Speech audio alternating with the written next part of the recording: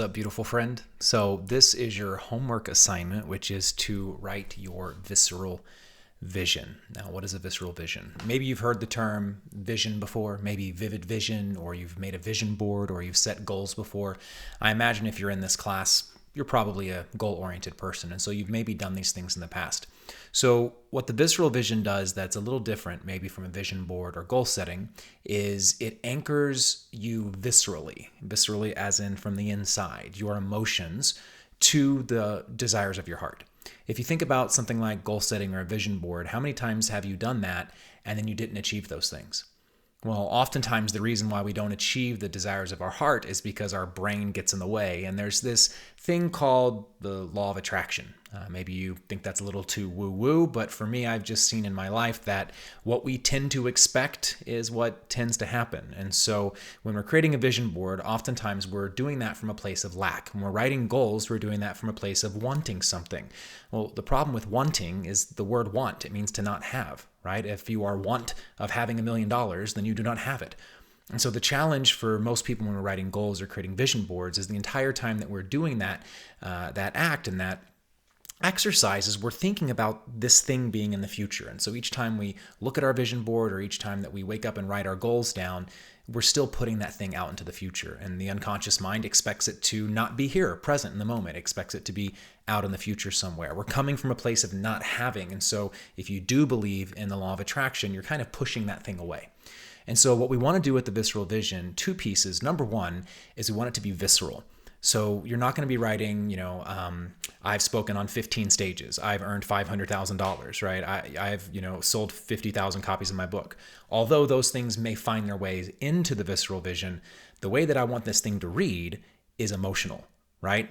Over the last year, these are the people that I've impacted, and that, I got off stage and people came up to me and they were crying and they were thanking me, and I got emails from people saying I changed their life, and my wife was finally able to quit her job, and I was finally able to get my mom the stem cell treatments that she needed in Mexico, and really wanting to kind of dig in. The second piece of this, other than just being visceral and emotional, is the context from which we want to perceive these things happening.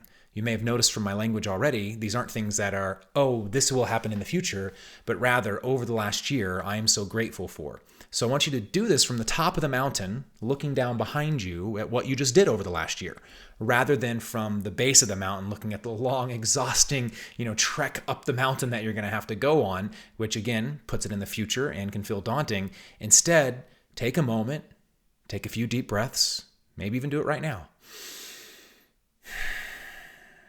And imagine yourself standing on a stage. It's a year from now. How many hearts have you touched with this talk? Imagine the people in the audience with tears in their eyes, or they've been laughing, whatever fits for you. And think about the check you'll be getting when you get off stage and how you're going to deposit that into a bank account that's already overflowing. And then look at the eyes of the people that you love. Your spouse, your children, your family members, maybe the people that you work with. And write over the last year a gratitude journal entry, if you will, of the things that have already happened. So I would start this out and I would say today's date. Today is, whatever month, whatever date, and then a year from now, right? And so here we go.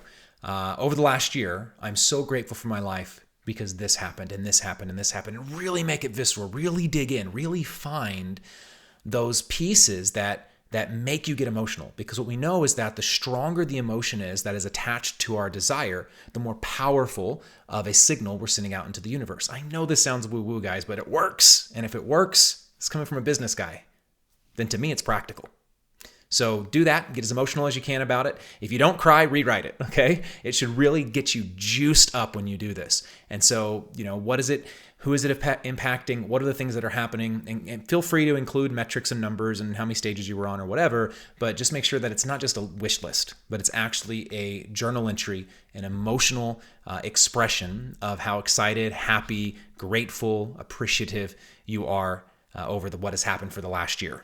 Okay, keeping in mind that is 1 year from today. All right, when you're done with that, make sure you send it over to your event coach.